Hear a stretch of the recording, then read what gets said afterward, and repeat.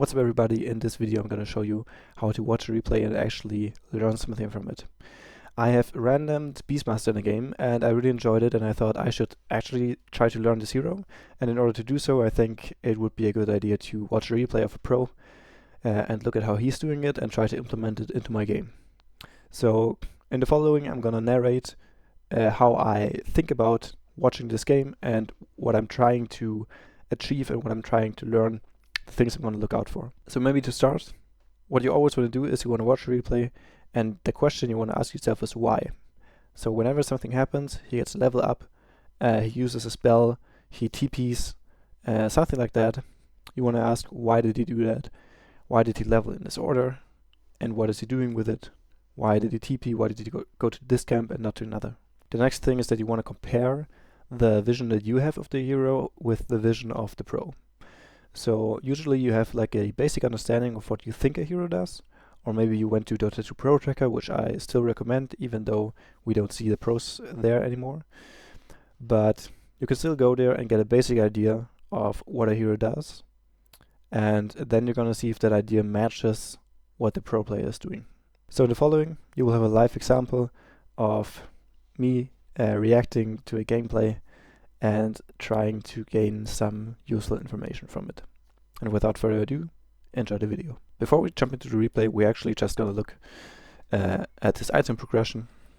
This is how he starts, and he immediately goes for Tango, and then he builds boost with Null Talisman and Bracer.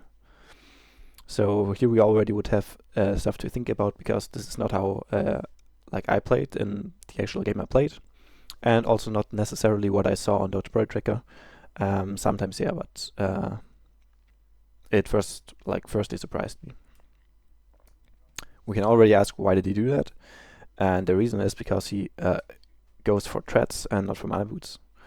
If he goes for mana boots, he obviously doesn't have mana issues, but with threats he kinda has mana issues, so he decides to buy a Null Talisman. So we're gonna keep watching, and then he's going to go Point Booster first, into Aghanims, after the threats, and Blink, BKB. This is what we're used to seeing. So we saw this on Dota Pro Tracker, that people go Aghanims, Blink, BKB. So he does this as well. And then he goes for a couple more items, but we're actually not going to watch that far. Then what we can also do is look at this facet. He goes Beast Mode. Whoopsie. He goes Beast Mode instead of the other facet. And we're just going to copy that. So he starts with Q, with the axis, and we see that he throws him immediately, which already did surprise me. And he actually is going to throw him again. So it appears as though he's not scared to push the lane. And why is that? I think it's because he's playing against Shakiro and Tiny, who are natural lane pushers. So even though he kind of spams the axis, here again, the lane's pretty even.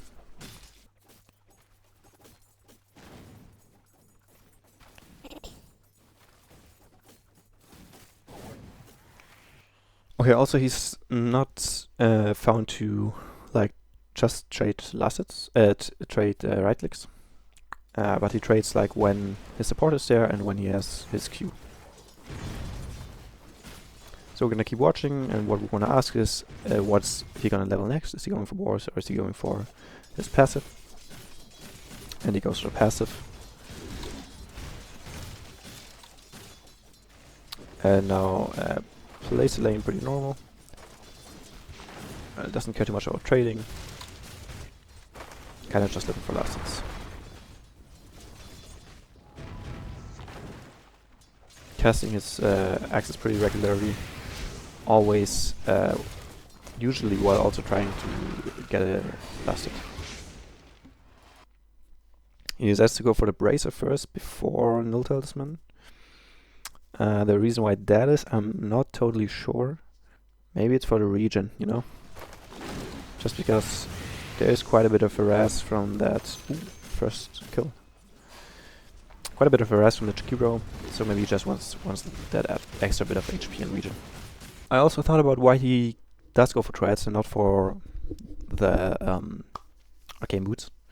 And I think the reason is that he feels like he can create a lot of pressure, and threats as a core are usually better. And well, then he's gonna run into mana problems. So that's why he buys the Null Talisman, to kind of counteract that. We're also gonna note that he didn't use a boar yet. And really doesn't prioritize boars in lane. He leveled it to level 3. Now, first boar, but this boar is gonna be sent to go stack Ancients. So we learned a couple of things already. First of all, he doesn't prioritize his summons. He puts one skill point in it, but actually focuses on maxing the access. He does not go for mana boots, but instead for threats, and in order to counteract that, he goes Null Talisman. So these are like just for skill build. You go Axe, and you go Null Talisman threats. Then gameplay-wise, he did not stack before, and it's minute 6 already, so the first stack he's making is the one in minute 7. So he doesn't like stress about taking these stacks very early.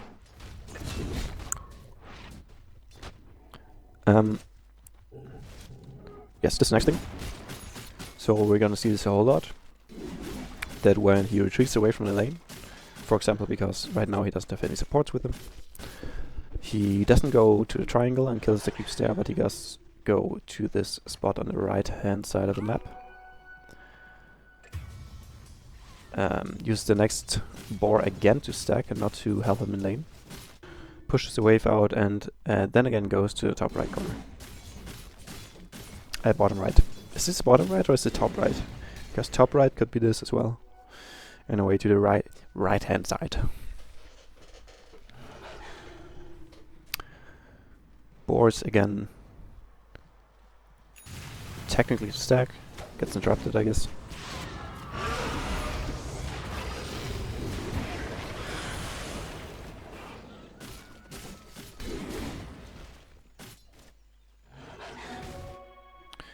So, for example, you could ask, why didn't he take stacks there?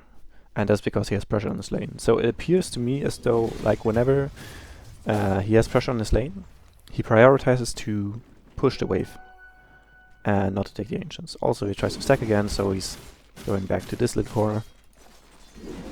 I would assume that he goes, like, either to lane or to stack Ancients. Or to kill Ancients. So he sees the wave come towards him.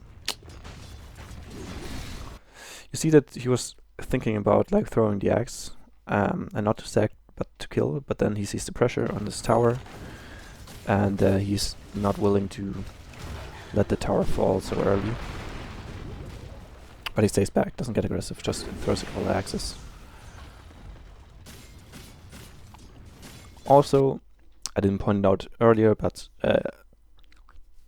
it is important is that whenever he uses a spell, he toggles his threats. Speaking of mana problems, he's kind of doing okay, but needs to toggle threats every time. So he goes to a play right now with his team that forms around him, and he has Roar, so he feels kind of strong. But now he takes Ancients. And you could say, why now? Well, because now Crit takes his lane and alleviates the pressure. So his lane is still occupied and he can take the Ancients with a lot of enjoyment. Look at all this gold. Oops, wrong you go.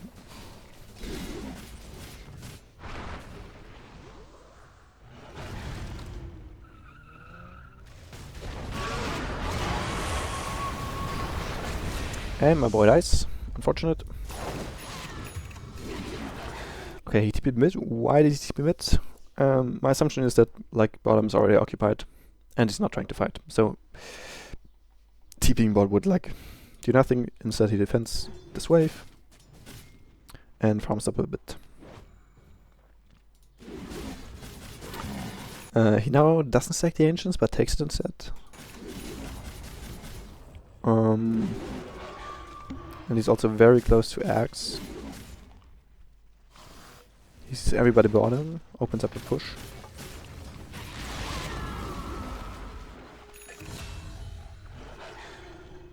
And now he's Agram Scepter. And he doesn't retreat to Ancients immediately. In fact, he's running aggressively at a Queen of Pain, forcing this ultimate. Still doesn't go Ancients. So basically this is the first time that he crossed the river. Like, when he saw everybody bottom, and now that he has Axe, he kind of feels comfortable to be out on a map.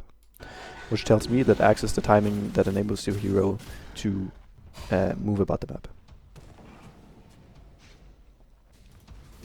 Which he keeps doing.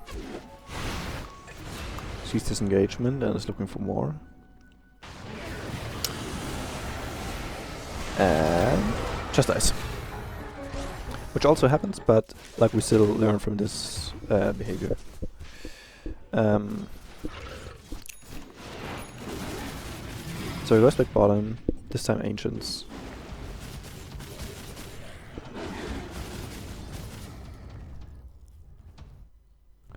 Farming a whole bunch, despite having Raw and Axe. So my assumption is that he felt like he needed Blink after the dying bottom, and it's like, alright, I'm strong, but like I want to have a Blink, so he's gonna chill a bit, take a bit of farm. And unless there's a good opportunity, I would now expect him to farm Blink and then go for a play again.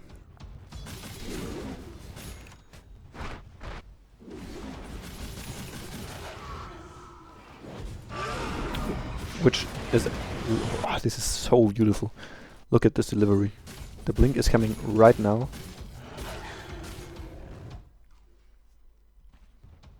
And basically at the same moment, there's this beautiful opportunity. Look at this. Ooh, easy kill. Doesn't actually use his Hawk here.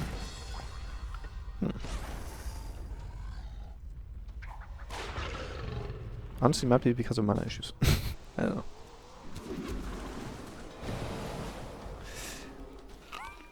So he doesn't fight much more.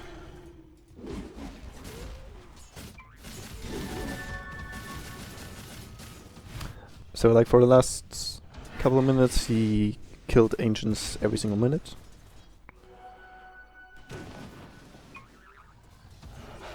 We could see if he goes Ancient again. He does. Lifestealer takes the Ancients, but he's in the area.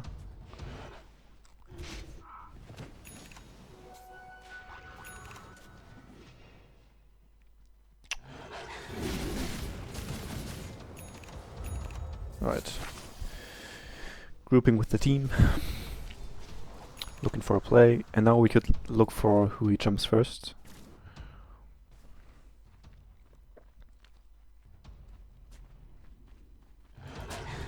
If it jumps anyone at all. Alright, they just go Roche. Alright. This might not work in a pub game, you know, but...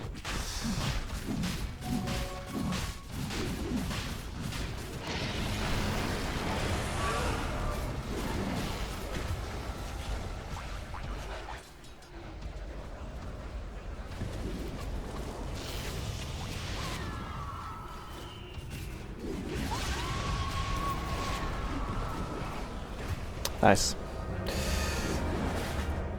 Okay, so we're gonna watch this far actually. We see that he's gonna queue BKB. So let's start to summarize what we have learned here. So first of all, Amar really doesn't care about summons during the lane, and basically only uses the board to stack, which he does at like minute 6, minute 7. So he's not too stressful about like doing that too early. He also oscillates, or like he moves between the wave, pushing this wave and killing these two camps, and then back to wave camps, while continuously stacking. He then only takes a stack when his wave is occupied. We see that Aghanim seems to enable him, and then Blink seems to enable him even more. And he, like in the mid game, he takes Ancients every time they're up. So he basically moves in this area only, and moves beyond it. Like once when he had items, and then he felt like it was too early maybe. And then whenever he's with his team. Yes, and obviously we need to mention Null Talisman and Power Threads toggle for mana. We can also look at his neutrals really quick. He went for movement speed here first and Trusty Shovel. I guess again because of mana you might like find a mango or two. And here he went for mana and movement speed. Okay, so that's what I'm taking away. I do have some questions, which is like, is there somebody else who likes to buy mana boots, and when would you do that? And also like how to use Boar. Like, is this just a Mar that doesn't like summons, or are they just bad in lane? So for this purpose, we are going to look at another replay, this time of Torontotokyo. So this is Aurora versus Falcons, but this time we are watching Torontotokyo playing the Beastmaster, actually being 14-1, apparently crushing Falcons here, which surprises me. It feels like this matchup should be Falcons' favorite. So we're gonna watch his items again and see he starts with the exact same items and immediately goes for a Tango right after runes. And then he goes for Null Talisman as well, but does not go for a Bracer. No Bracer here. He's playing against Kunkka and Crystal Maiden. So I'm actually not sure why no Bracer. Maybe he just felt comfortable enough with like maybe he thinks raindrops instead to like avoid the burst damages. I guess he just feels tanky enough here. And he also goes Treads, so no Arcane Boots here. Maybe Arcane Boots are just not the thing, is what I feel like I'm learning. And then he goes also Axe into Blink into BKB. And then whatever. Okay, so he also starts with Axes. But he does not like push lane intensively. Like, I'm pretty sure Amara used his axes to also hit the range creep. Torontotokyo seemed to try to hit the carry, but avoid the wave. Here again, not going for the range creep with the axes, but only tries to go for the last hit. So no pushing here. Why does he not like to push? I think it's a matchup based thing. Last lane we saw Tiny Jakiro, who pushed really fast, so you can just push as well, and the lane equilibrium will be basically the same. Here we have Kunkka CM. CM appears to not be in lane and being crushed by Mira for some reason. So the push isn't like that insane. Oh, I won't watch this guy though. Okay, what's the gun level on level 2? Let's see.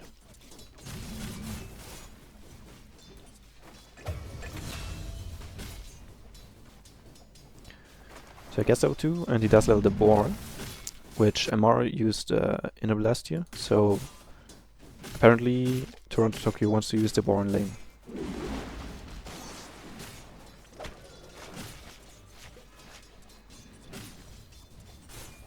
Which he didn't so far.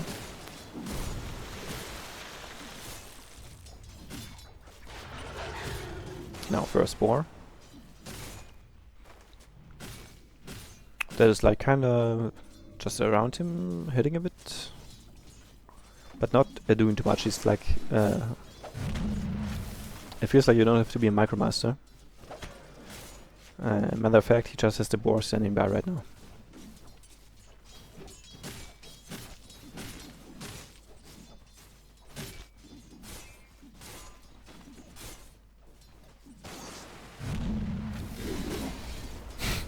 Yeah, Boar actually not doing anything for now. Also didn't go stack yet. This Boar might go stack, I don't know.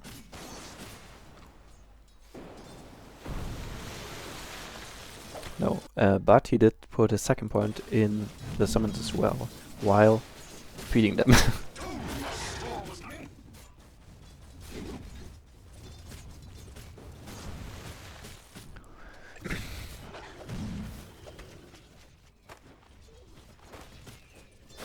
Okay, so we see him using his eagle here as well, which Amar basically didn't use at all until like minute 15, I don't know. So he's like aggressively walking towards the enemy. Pops his eagle right before. Will he die? Is this his one death? No, actually. Actually, no.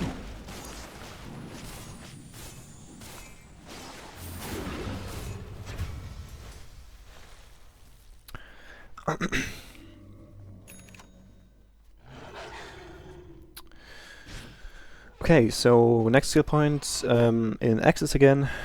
Did not go for his passive yet. And now we saw this with Amar as well. That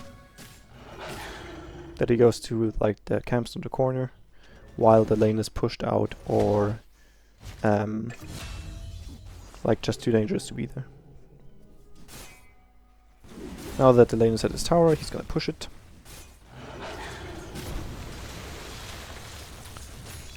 Fifth skill point, again an Nexus, yes, as I said, lol.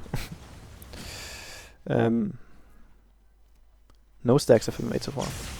At least not by Torontotokyo. I haven't actually checked if like Mira went and made stacks.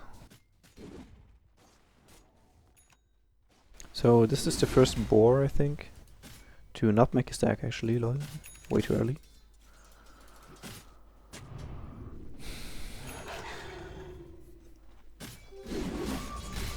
So he seems to be content to move between the lane and the camps on the side.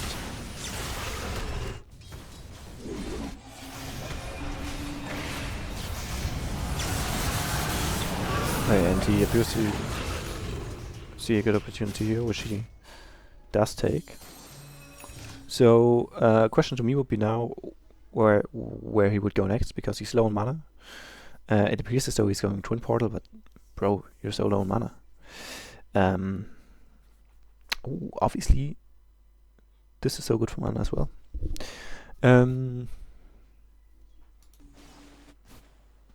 Okay, but it does. So he takes his kill bottom and he immediately goes back top to, I guess, push the wave and go back to these camps on the side.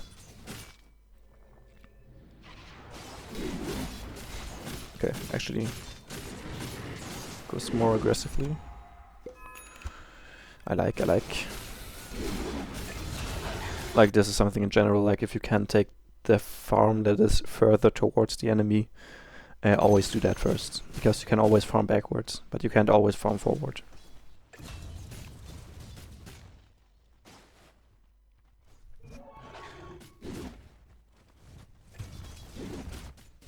Okay, so no ancient stacks yet.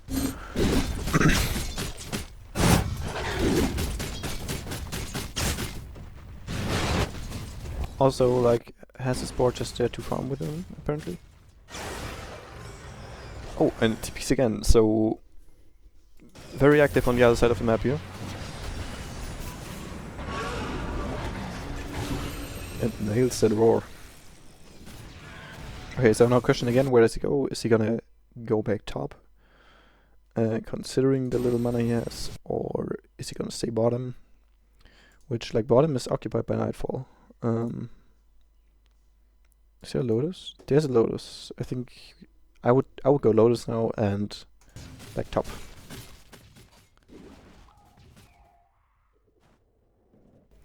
He does not, because Nightfall is top. Okay, so they try to gang top and he does not join because he doesn't have Roar, is my guess. So he just farms here. Well, first ancient stack he takes, by the way.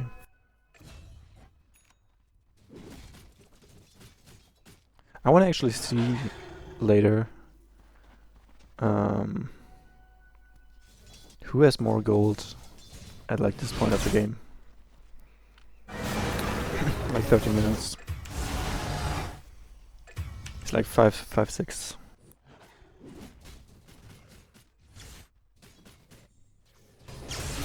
Okay, this is amazing. So he apparently really likes to just occupy a free lane, and then run between camps and waves, and push a wave, kill a camp, push a wave, kill a camp, until like something happens on the map where he's gonna TP to and use his roar, and then return to farming.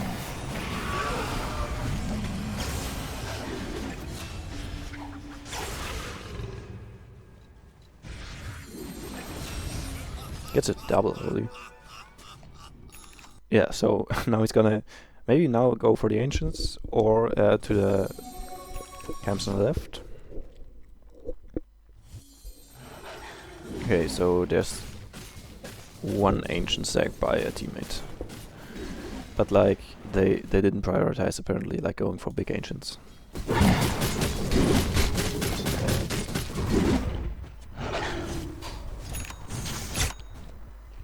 Okay, so he sends his boars to push. And look, here we see again, he was farming and he sees an engagement, which he's going into with his roar. But I killed the frick out of Amar. Beautiful. Beautiful.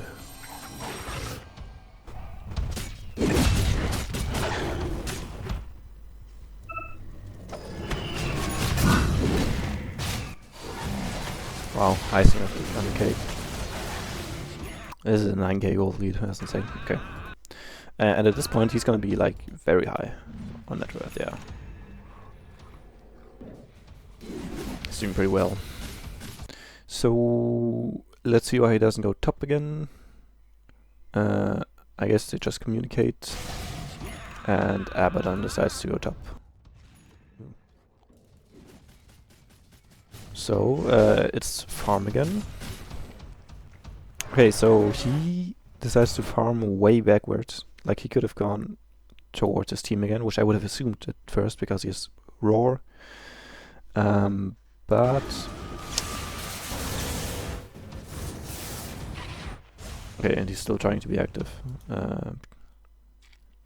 Keeping top here. Now this feels kind of weird, honestly.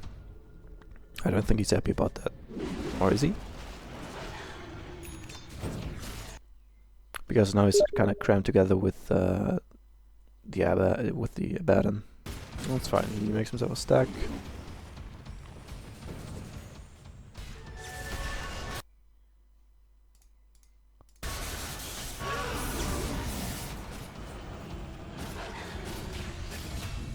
Sick.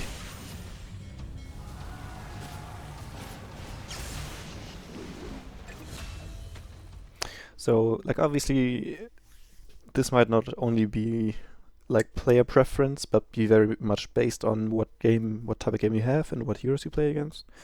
But in the last game, we saw Amar like have his team come to him and they smoke and they move out across the river and try to take a kill. And here it's so that Torontotokyo is somewhere else farming and then TPs to an opportunity where he like roar somebody, or in this scenario, like the opportunity basically came to him. They ganked the Bane, and he was just around. But we didn't see him so far, like moving. Like we haven't seen Amar across the Torontotokyo across the river so far. Like if you count this as across the river, I guess. But essentially, he has been farming either here or back here, and then going out whenever he has roar. Which also might be player preference, but it wasn't so triple. It wasn't so much different with Amar, because he also like he didn't he wasn't the one ganking another lane. He had his team come to him. Torontotokyo waits for the enemies to come to the team. So it appears as though you have to, like, Beastmaster likes to focus on his own farm, and then occasionally strays away from the farm for a good opportunity. By the way, this might just be a universal truth for Dota cores. Actually, it isn't. But well, that might need another video. Okay, so Roche. We're gonna quickly look if we see. No way, this guy snatched gauges. Oh my. Disaster.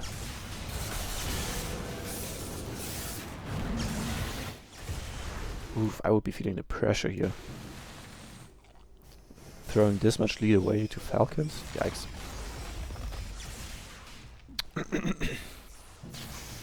Okay.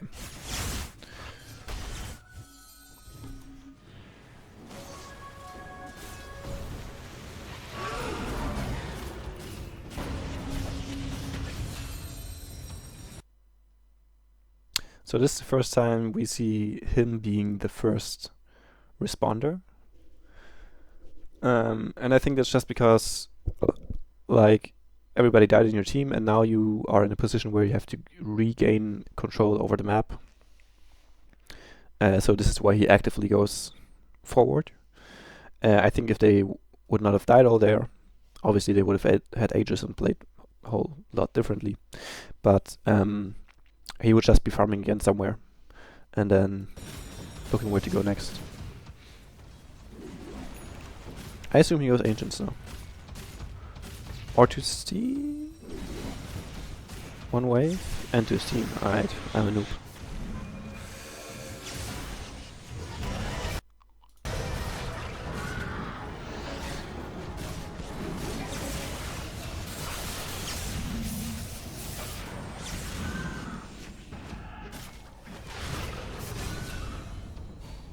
This guy's getting all the kills, holy.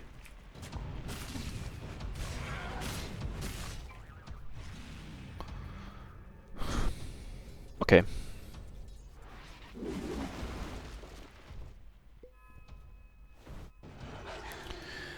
So actually, okay, let's try to summarize what we have learned here. I think it became clear to me that, like, how important this farming pattern is for Beastmaster to go between camp and lane, and that there are like two ways to fight as a Beastmaster, which is one, you either have your team come to you and you move out, or you have your team being jumped and you join them. But apparently you don't want to move through the map to another lane, which makes sense because it like disrupts your farming pattern. Like this entire time where you maybe go from top through the jungle to mid lane to gank there, you're not hitting creeps, and yeah, and you also don't have reach yet before blink, so this seems to be the way. Now, so this is interesting now. So we watched two gameplays now, and we have like two different styles of playing the hero, especially in the lane where Amar didn't level his summons, and now basically I have to decide how I want to do it. And I'm gonna give a reasoning here, which is I think I want to follow Amar because first of all I'm not good with micros, and second of all I personally I feel like I didn't even feel the impact of the micros for Torontotokyo in this lane as much. So I think I might just go for focusing on wild access and using the board to stack ancients, which again another difference is that Amar focused ancients and Torontotokyo didn't. I feel like I do like the ancients approach, because like if you stack ancients you're not forced to take them, but if you wanted to you could. Well, here's the question. Maybe he doesn't focus ancients because he's in Radiant and it's easier on Dire, so maybe running here and killing those, running back here is more difficult than here to here. No, I don't think so actually. I don't think so. Just an idea. Just an attempt of interpretation. Okay, so I'm gonna play a game of Beastmaster, and I'm gonna go Definitely in Talisman, and I'll consider Bracer and Neo Threats, and stack a couple Ancients, and then we're gonna see how it works out, and if watching these games actually helped us. Also, subscribe, join my Discord, be the first. Yeah, follow me on Twitch, like the video, and ring the bell, my boy.